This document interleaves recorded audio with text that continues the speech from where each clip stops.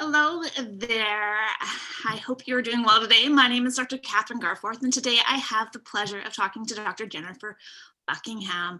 Today we're going to be speaking about orthographic mapping. So today we're focusing on orthographic mapping, but I wanted to lay a bit of the foundation first, and I think it's important for us to discuss why reading isn't a natural process. And we've learned this through the different studies that have been done using brain imaging.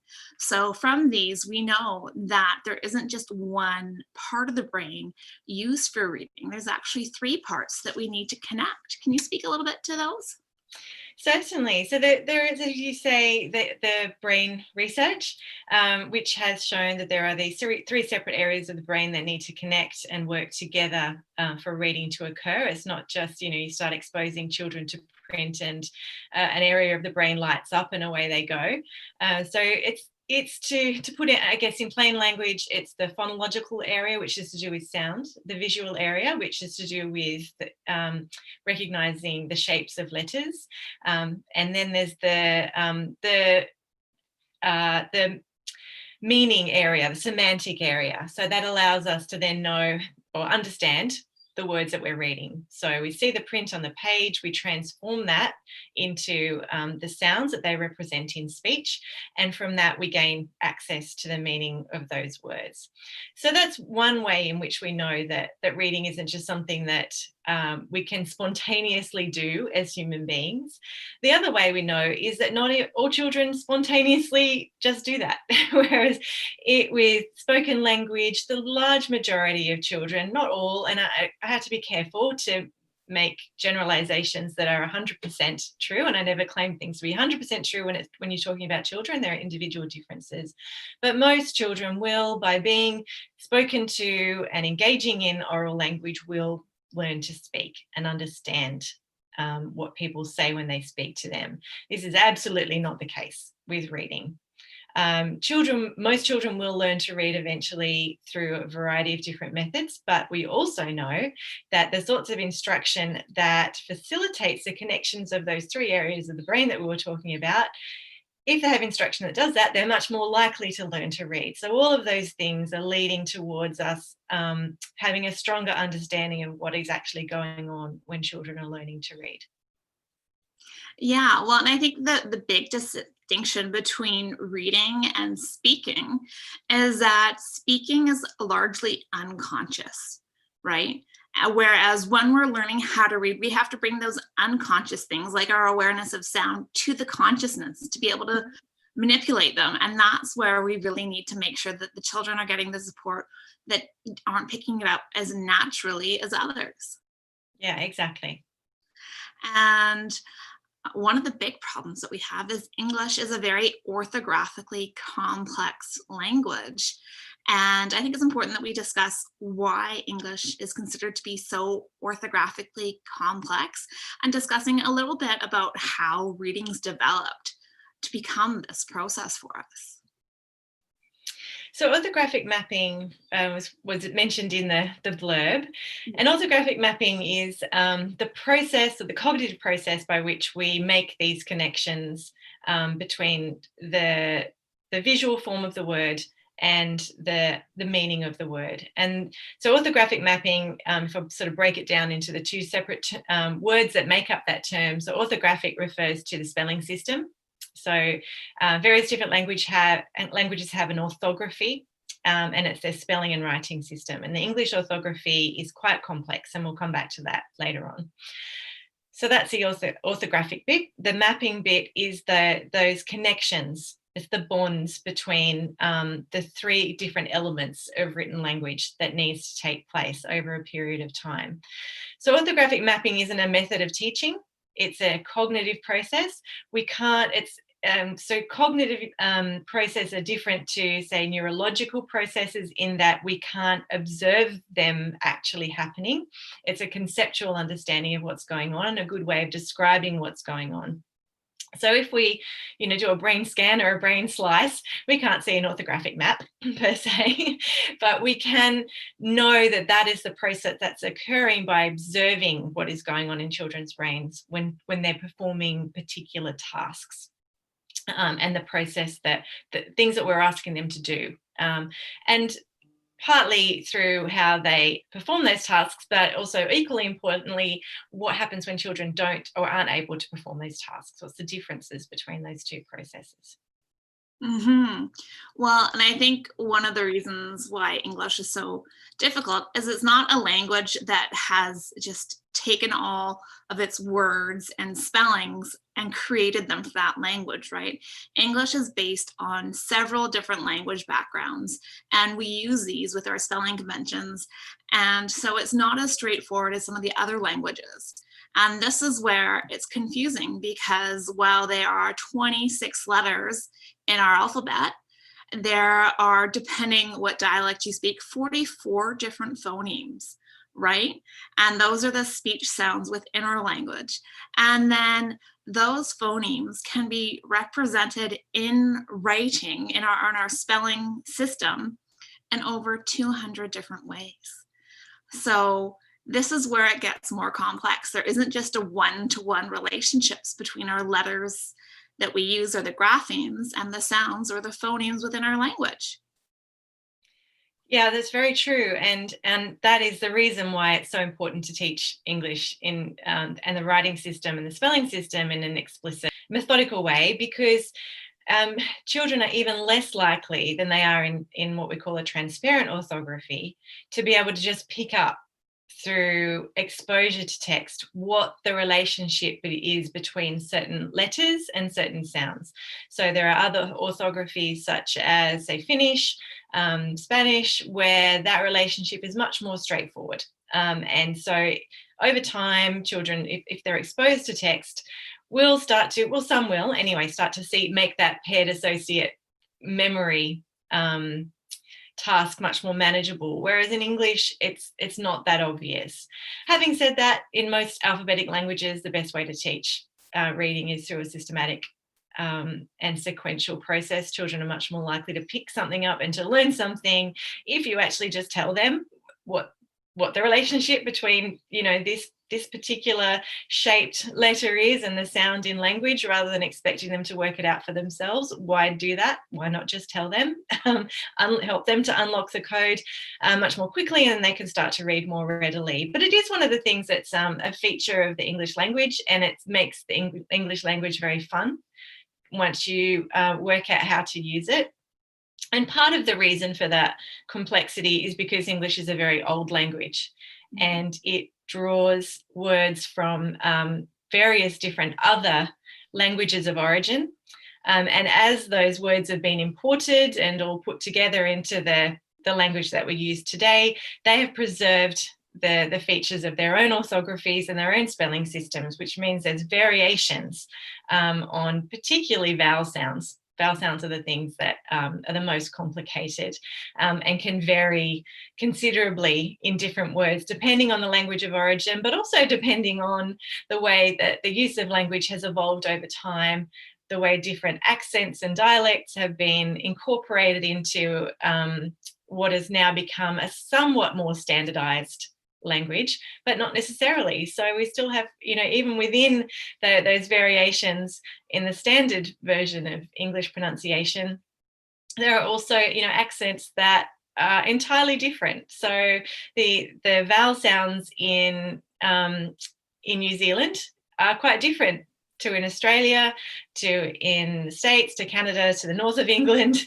for example. And yet, you know, we are still able to understand most of the time what each other is saying with those different pronunciations. And that is partly because we have a spelling representation stored in our memories. So if we're not entirely sure, we can do a little bit of setting for variability. What word does that sound a bit like? A word that I know, do a little bit of fiddling around. And we don't even think about this a lot of the time. We just adjust it according to the representation we've got stored in our memory. And then we recognize it as the word that we know. So all of these things come together, they coalesce towards you know, what is now a fairly solid understanding of the way that we translate print to speech and vice versa. Of course. And then another thing to highlight is some of the hard and fast rules that were taught even 30 or 40 years ago when we've adopted these new words to our language have kind of changed. Like, going through school, Q was always followed by a U. But now with some, new adaptation of words, well, you can have Q by itself. Yes. Right? Yeah. Or words cannot end in the letter V. Well, if they're an English word, but if they've been adopted into English, some of them can be. Yes, exactly. And then the vowel shifts that have occurred over time. So sometimes the rule that if you put an E at the end of a word, then it makes the vowel the long version. Not always the case. So time versus give, those are, they don't necessarily obey the rules. But if you understand the origin of language and why that happens, and you also have those spelling representations quite solid, then you can work out why there are some exceptions and how that works. It's not entirely random. And so if you work through the simple code, GPCs, be able to decode things that do follow the general rule, then it's much easier then to be able to understand which are the exceptions and why, and incorporate that then into your sight word vocabulary. Right. And when we're talking about helping the kids understand the origin, it's also referred to as etymology, right? So you can give them some background in the etymology of the word so they can understand where these patterns are coming and why they don't necessarily make sense. All right, well, let's get a little bit more into orthographic mapping. I want to talk about the 3 essential components related to orthographic mapping, and we discussed these a little bit earlier, but let's go into a little bit more detail. Yeah, well, the first, I guess, is phonological awareness. That ability to, and this is, I should point out the difference between phonics and phonological awareness. They are still quite often used, or particularly phonemic awareness and phonics tend to be sometimes used interchangeably. Even now, when you think, surely everyone understands the difference, particularly if you're writing about reading instruction, but it's not always the case. So phonemic awareness is an oral skill. So to be able to perceive the individual speech sounds, and so that's really the first step. And the second step is to be able to manipulate those individual speech sounds, to understand that when you change the order of particular speech sounds, that makes a new word. So phonics is the way that those speech sounds are represented by the letters of the alphabet in various different combinations. So the phonemic awareness is the first one. So the second step is mapping those onto the graphemes. So knowing which, so that speech to print and print to speech aspect of it. And for that, then to be able to blend those letters together to make a recognizable word.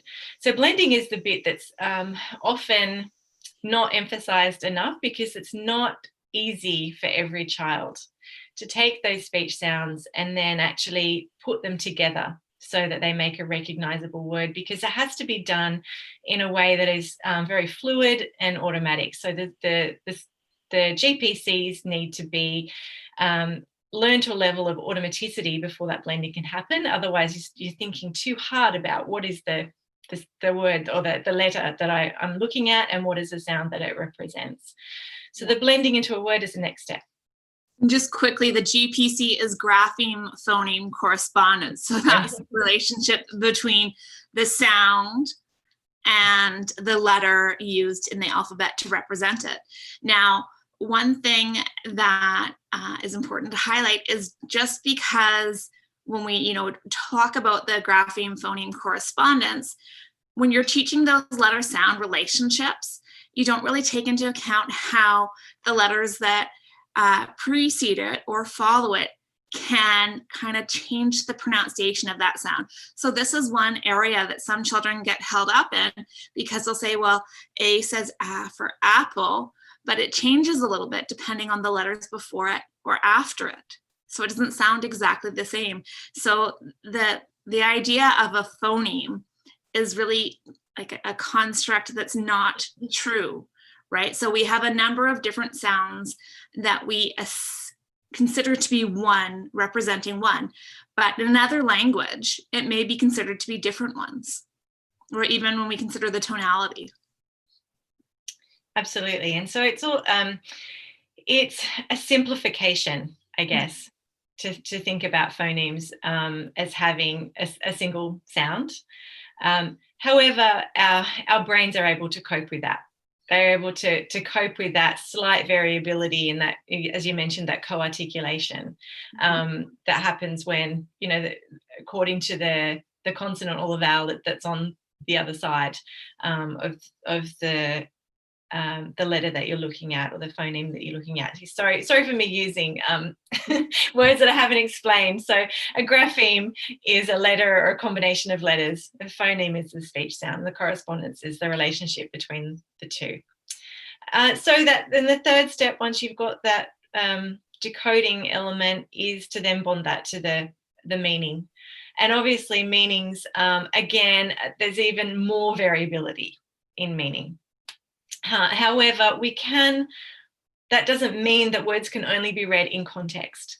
We can read words out of context. And again, this is another thing that points back to orthographic mapping, because it demonstrates if you can just read a single word with no other kind of information around it about, whether it's a sentence or a picture or anything else, if you can read that word and at least get one of its meanings, if not, be able to draw on your knowledge of how that word is used to think about all the various different possible meanings, it means that you have actually stored that word, on its own, and you can still say it, even if it doesn't necessarily make entire sense to you yet.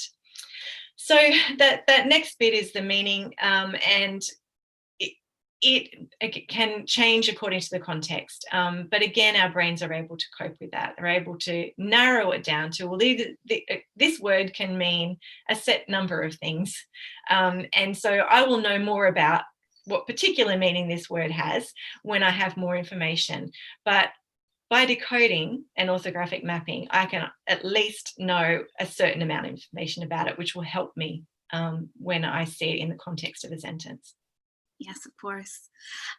And I think the next thing to talk about is the difference between what has been traditionally called a sight word, or one that someone has memorized just on its shape, versus a word that is orthographically mapped. Because I see in many classrooms, teachers sending home sight word lists, will send home the Dolch sight words and expect kids to memorize them. And if we talk about why that's not the best approach, and how memorizing a word is different from actually mapping it orthographically in your brain. Yeah, sight word is a term that's often used as a way of describing a particular teaching method, and it's often used in the sense of, as you say, sending home long list of words that children are supposed to memorize, just the way that word just looks and its visual properties, not thinking about the phonemic properties that it has or anything else about that word. So you can learn a certain number of words in that way, but it's not efficient. So there's no transfer that can go from that.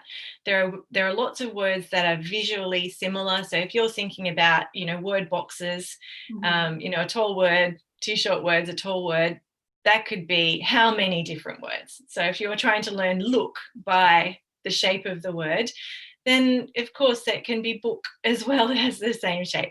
So there's no specificity to it, and there's no generalization. So it doesn't really meet either of the things that you want a child to have when they are learning a particular word.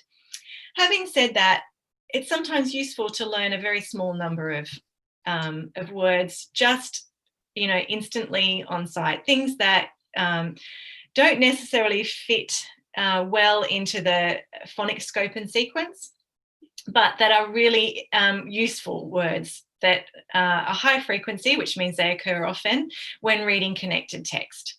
So a word like the, it's really useful just to know the word the.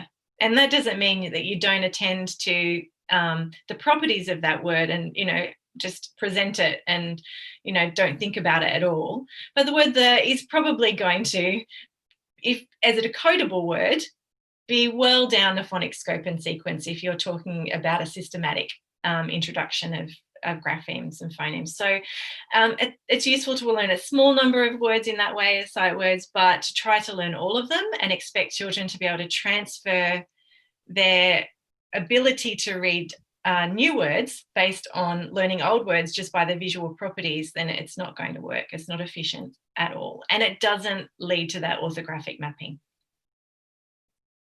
Yeah, and so once they've mapped a word to their brain, then they can recognize it in different settings, different fonts, different contexts, and they don't have to just think of those word boxes or letter boxes to make sure that they make sense. And another way that, or another thing for us to highlight is that it's important when we're doing reading instruction that we also pair it up with the spelling instruction. And we talked about some spelling tests or, memorizing spelling words, but it's also important that we send home these spelling lists for our students. It's better to have them on, a related concept or spelling pattern as opposed to random words taken out from your curriculum or what you're focusing on that week.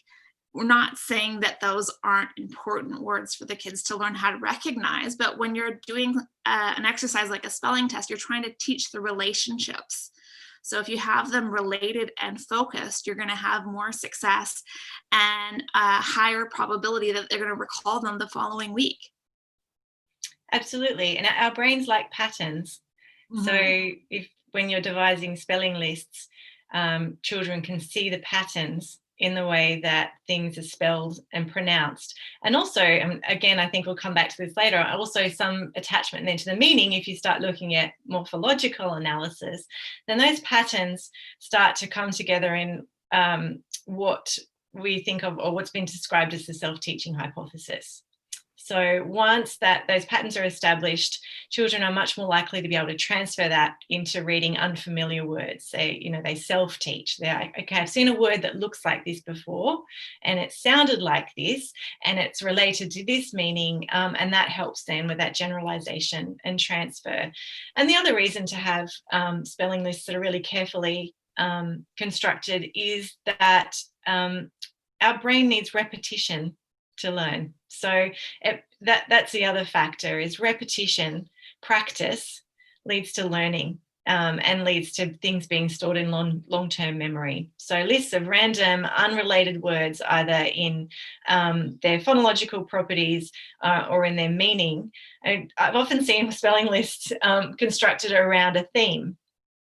And sometimes that can be helpful, but more around vocabulary, actually. That's a better way to think about if you've got a theme-based approach and you are working on a particular topic, let's say it's space in class, then to have a list of words that you work on the vocabulary of that word, plus look at the spelling, then, that obviously is going to be really useful for reading comprehension. But in terms of actually learning to spell words and in a way that helps you to be able to spell unfamiliar words, but also to be able to spell in a relatively fluent automatic way, which leads to better writing, then it's really important to focus on that, the orthographic mapping component, which relies on those grapheme phoneme correspondences. Right.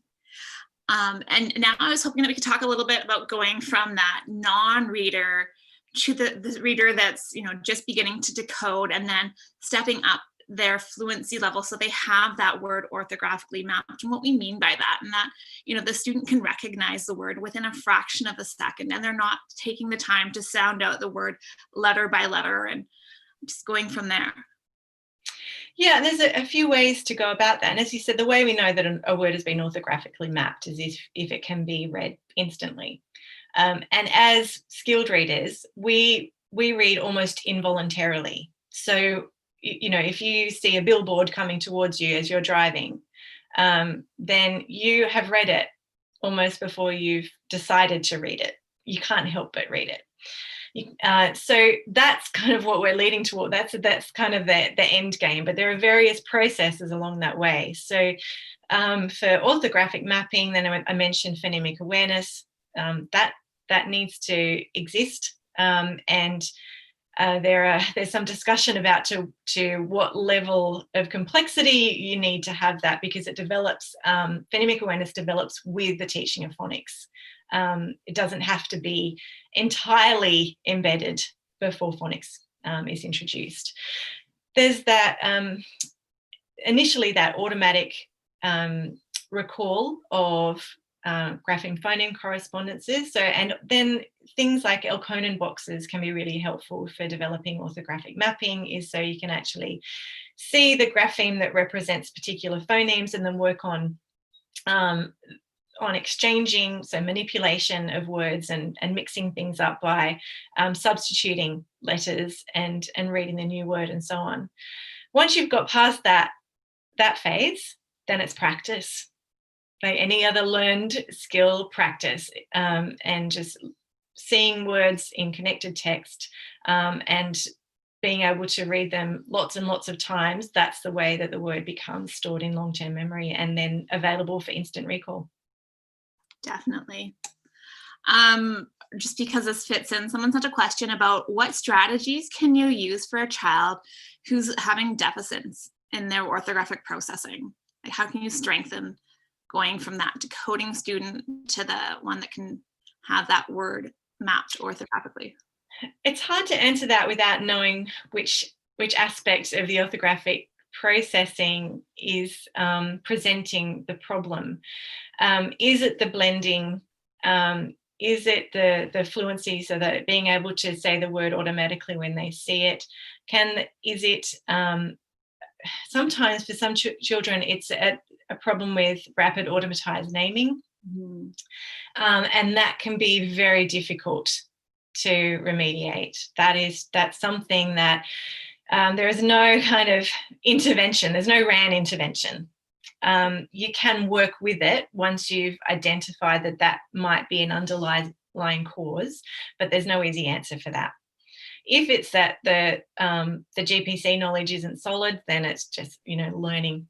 Some children need many more exposures to GPCs, much more practice in blending than others. So they're just two possibilities, but there are numerous. So it's really, I guess the first step is to try and isolate what's the sub-skill that's causing the problem. Definitely. And when students increase in their fluency, it takes less and less time to orthographically map a word. So once the reader becomes more competent, it's 1 to 4 exposures that they need to map it. Whereas some readers, to get to that level, need to read it 100 times or even a couple hundred times before it's actually mapped. And it's just giving them that repeated practice. Yeah. To get there. Yeah, agree. So how can teachers help support orthographic mapping? Well, just really the few things that I mentioned before. So teachers can help to facilitate orthographic mapping by, first of all, making sure that phonemic awareness is there, at least to some level.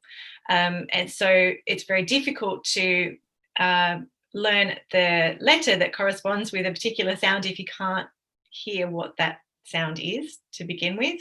So that mapping process relies on being able to segment a word, hear its individual sounds, or an approximation of it, as you mentioned, because the co-articulation elements, but a simplified version, and to be able to connect that to a letter or a group of letters.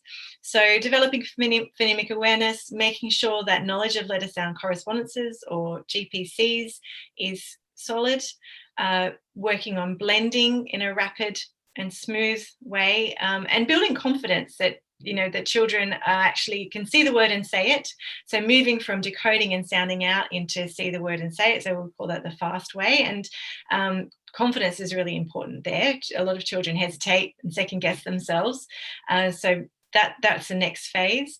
And then just lots of practice reading words. It's lists of words, but also in context, so that they are building their ability to read in a natural and fluid way. And also just number of exposures. It just comes down to seeing the word and reading it lots of times.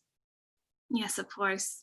Now we had another question asking about whether it's better to group students based on their blending ability or their GPC knowledge, so their ability to identify graphemes and phonemes. It depends on what your grouping is for, whether it's for instruction or whether it's for reading practice using decodable books. So I can't really answer that straight away, and perhaps a bit of both. If it's for instruction in learning grapheme phoneme correspondences, then you would teach the children together who need, perhaps, whether it's initial instruction or intervention, supplementary instruction, who are working on the same part of the GPC scope and sequence. If it's for reading from decodable connected text, for example, then perhaps the children who are struggling with blending might be better to work together. So I think it would be just, different approaches for different purposes. Right.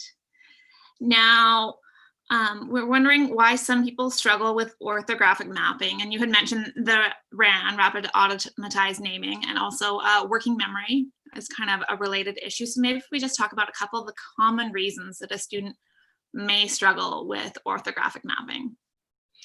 Sure. So the first reason that a child might struggle with orthographic mapping is their phonological awareness and phonemic awareness, their ability to hear the separate sounds in speech. The second thing is they just don't have solid knowledge of the alphabetic code. They don't have rapid recall of the phoneme that represents particular graphemes and vice versa. The third reason could be that they have a weakness or a slow production of speech sounds, which we call rapid automatized naming. And that's something that's quite difficult for teachers to remediate. It's quite difficult for reading specialists to remediate. But it is something that if a child has persistent difficulties with decoding and fluent word reading, it may be useful to investigate that, so that at least you're aware of the thing that's causing the difficulty, and that child does just need a lot of extra attention and a lot of extra practice. Right. Now, is there any other way of remembering words without visual memory? Remembering them in what way, I suppose? It's a difficult question to answer. I don't know. It's a question that someone... Yes, so we remember words that someone has just spoken to us. If someone tells you their name, and it's a name, whether it's a familiar name or an unfamiliar name, you can remember it without having seen it. Mm-hmm. Having said that, you're much more likely to remember it if you've seen it spelled and you've seen it written down, because of that. Or even if you haven't seen it, but they've told you how it's spelled. So you then can create a mental representation of the spelling. And again, that's another thing that leads us to believing that the orthographic mapping concept is a really solid one, and adds more evidence to that. So all three of those things need to be in place for a word to be really strongly embedded in long-term memory. Okay, so they're asking, can orthographic memory be done only when one knows the sounds of the letters? Yes. Yeah. All right, so how can teachers support students in learning to spell homophones with words like great and great? So homophones are an interesting issue in this particular area, because there's a few different ways to approach that. The one that is most supported through evidence is something called set for variability. So we then use the context of a word once we have narrowed down the potential pronunciation and meaning to a small number. So a word, for example, like tear or tear, spelled the same. And then there are other words like the example where they sound the same but have different meanings. So in that case, we do use context and we do adjust. But being able to use orthographic mapping and phonics to get to narrow the options down to a couple makes our reading much more efficient and much quicker. So that's how we work around that. And it's around that, complexity of the English orthography. We can't ignore that. It just exists. It makes it rich and interesting, makes it more difficult to learn. But again, once you have, there are certain stable properties of words that have some variation among them, whether it's to do with pronunciation or meaning. And we use those stable properties to get to an approximation, and then we can adjust the part that we're not sure about according to other information. Yeah, and I also think bringing in some etymology might assist in the situation too, especially with there, and there, right? Understanding that whether it's an apostrophe or the location, I think that definitely helps some students. So how do reading strategies like looking at pictures, using context cues, and skipping the word prevent orthographic mapping? They all draw students' attention away from the word and the letters in the word. So the best way to read a word is to look at the letters and decode through the word. And if there is something that needs adjusting according to context or pronunciation, then you make that adjustment after you've decoded through the word. So anything that involves either skipping or looking at the pictures is not going to focus the brain's attention on the graphophonemic properties of the word. And if we're not, we learn what we pay attention to. So instructional strategies that don't direct attention to the thing that we want to learn are not going to help us to learn that. Yeah, well, and again, if we look at the fMRI research and looking at how individuals approach reading, there's studies showing that students who are poor or struggling readers do use those strategies of looking for context, looking at pictures, moving their eyes away from the word when they're trying to figure out what it says, whereas the skilled readers are the ones that are paying the attention to the letter sound correspondences. So when we promote strategies like guessing or looking at the pictures, we're giving these students instruction to read like poor readers and not like skilled readers. Yeah, that's right. And eye tracking studies similarly. So there's a lot of information about what we do when we're reading that have come from those studies that show we are actually, when we're reading a word, we're fixating on the word that we're reading, and we see every single letter in that word. We don't guess at what the word is. We read the word according to its exact properties, but also that we are sort of reading a tiny little bit ahead, at the same time as we're focusing on each word, and that we are not predicting based on meaning. We are predicting based on what are the first few letters in that word and what are the graphophonemic properties of what that word is likely to be. So it's much more efficient if you learn how to pay attention to the letters in the word, and then therefore its pronunciation and its meaning, than if you're trying to pull in a bunch of other information and cues at the same time. Right. So how does teaching phonics in a systematic, synthetic approach that's laid out sequentially and you're making sure the student learns all the letter sound correspondence help support the orthographic mapping? There's a few ways that a synthetic phonics approach helps that orthographic mapping process take place. One is by, first of all, just really making the understanding of the concept of print to speech and speech to print understandable, that it's a reversible process, that it's relatively predictable once you know some of the rules and some of the exceptions and why they're exceptions. It helps with that blending because it's introduced very early. The selection of GPCs in a good synthetic phonics program will be really carefully done.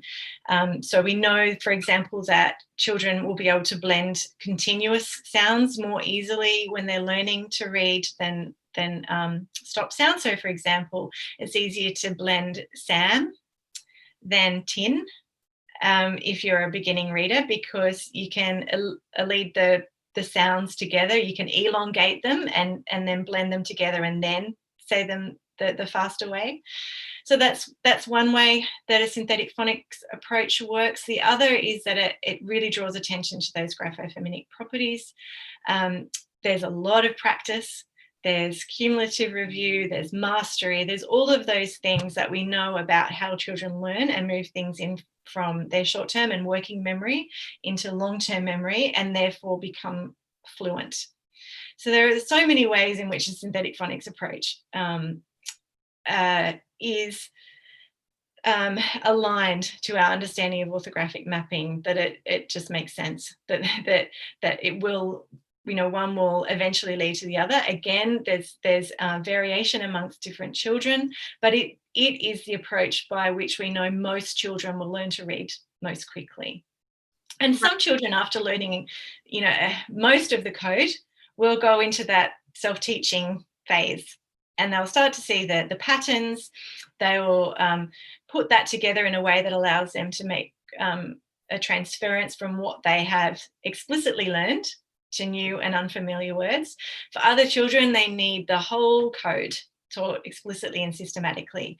But we don't know which children at the start of the teaching process are going to take off partway through and start to self-teach, and the ones that are going to need to be taught explicitly the whole lot. So the best thing is to plan to teach all children the entire code. That way there are no gaps, and we can be pretty confident that all children are going to be able to decode fluently, and that orthographic mapping process will take place that leads to that automaticity. And the ability, and I guess it's really important to mention here, the whole point of doing this is so they can read for meaning and enjoyment. And so it's a means to an end. And so, I just wanted to state that, because there is always the accusation that when you're focusing on word level reading, that it's still mechanical and, you're ignoring the other aspects of literacy. And of course we're not. This is a means to an end. This is how we get children to enjoy reading. And the reason they enjoy reading is because they don't find it hard. And that's the aim. Exactly. And I feel it's important to definitely highlight that decodable books are a great place to start, because in those books, you're getting children to read words that they have the skills to decode, and so that they know what they need to do. And you can pre-teach, those 5 to 10% of words that may be in the book that aren't decodable based on their current skill set. And then they're able to get through these readers fairly quickly once they figure out the process and move on to those texts. Whereas when we're using the predictable texts that highlight, guessing and using the context clues or the pictures, you're not really facilitating the student in looking at those letter sound correspondences and being able to map those words. I'm really glad you mentioned that, because that is so important, that decodable text in the early stages particularly, so that children are getting that exposure to, or repeated exposure to, the same sorts of spelling patterns, and then they become mapped and embedded. And yes, early decodable text, they can seem quite constrained. But then so does early predictable text. It's it's super boring, the early predictable readers. So, but they don't have the benefit of actually achieving the goal that you're looking for either. So, and then decodable readers, actually, the newer ones that are becoming available now are really great when they start to add more into the phonics sequence. And you don't have to get very far into a phonics sequence before you start to be able to write, if you're clever. And there are some very clever writers of decodable books. I'll have to mention some, the authors of the MultiLit decodable books, they're called initial lit readers, are so clever. Their imaginations and their facility with English language is just, it's quite astounding. When I read them, I think, to be able to come up with the little stories that they do with the small number of letters and letter combinations that they're allowed within the phonics scope and sequence is really quite amazing. But it doesn't take long before you can start to write little stories that are actually really engaging and has some interesting vocabulary and other sorts of language features. So I hate to see decodable books sort of written off as being always not authentic literature. Sometimes they're just as good as anything else I see on the market that are natural language children's books. So the line kind of gets blurred the more you move through the code and more GPCs that can be included. In those very early stages, though, it's all about the orthographic mapping and the automaticity and the blending. Yes, and I'd argue that any skill, you have to start at the basics. I mean, think about learning how to walk or playing the piano or learning how to roll over. Like, you have to do the same thing repeatedly until those muscles get the memory and are able to do it. So why would it be any different for reading? Yeah, precisely. I think those analogies are great. Yeah. All right. So I think the next important thing to talk about is how we can go that one step higher past phonics instruction and bring in the morphological instruction to help facilitate that orthographic mapping. And this is because we're able to help integrate the meaning and the spelling patterns together. Yes, and that morphological element of English is the second layer, I suppose, of the way in which English orthography is systematic. So it's systematic at the sound level, again, with varieties within the system, but those varieties within the system are often related to that second layer, which is the morphological level. So a morpheme is the smallest part of a word that has a meaning attached to it. And so knowing sometimes the morphological aspects of a word, there's various different terms used to describe that. It's can be morphological analysis. Sometimes it's called word inquiry. There are lots of different ways that people talk about that. But that is actually a useful thing to introduce relatively early in the reading process. But the evidence at the moment is largely pointing towards introducing morphemes once some grapheme phoneme knowledge is sound, because it is a complicating factor, and we want children to be able to develop some confidence, at least with the systematicity of the writing system at the phonological level, before we kind of introduce that next layer of complexity. And children can cope with that.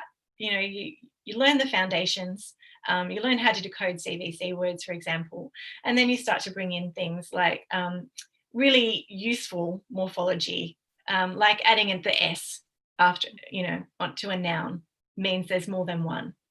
And also, kids can understand sometimes, that S is pronounced differently depending on the word that it's attached to. Sometimes it's a soft S, sometimes it's the harder S, and voiced versus unvoiced. And, different teachers have different ways about, going about that. So voiced and unvoiced is, say, S versus Z. And so S can be pronounced both ways. Again, children can learn that, but you don't want to throw in that complexity too early in the scheme of things. They can cope with it, but not when all of that information lands in their inbox, so to speak, at once. So it's about planning that in a really careful way, and giving the information that they need at the time they need it, and at the time that cognitively they're prepared to be able to add it to what they already know. And so it's very useful. No one discounts the need or the usefulness of understanding morphemes. It's where, when, and how, I think, is the part that needs to be thought about most carefully. How would the relationship between orthographic mapping and morphemes affect initial reading instruction sequence? And it's adding it in when it's appropriate. So when you're first teaching those initial grapheme phoneme correspondences, say if you're using sat pen, the first, what is it?